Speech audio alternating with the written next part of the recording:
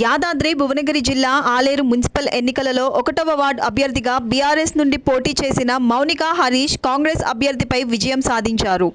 తనపై నమ్మకం ఉంచి గెలిపించిన ప్రతి ఒక్కరికి ఆమె కృతజ్ఞతలు తెలిపారు. వార్డు సమస్యల పరిష్కారం కోసం నిరంతరం కృషి చేస్తానన్నారు.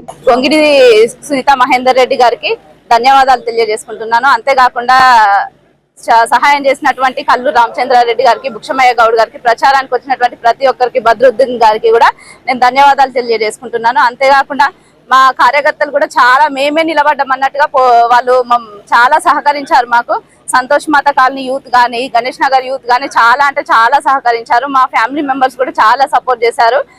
మా హస్బెండ్ కానీ ఇంకా అందరు చాలా బాగా సపోర్ట్ చేశారు నన్ను. అందరూ కార్యకర్తలు నేను మల్లం, సుజాత, సంతోష్ అన్న, మల్లేష్ బాబాయ్, ఇట్లా ఇంకా సంతోష్ మాత కాలనీ యూత్ అందరూ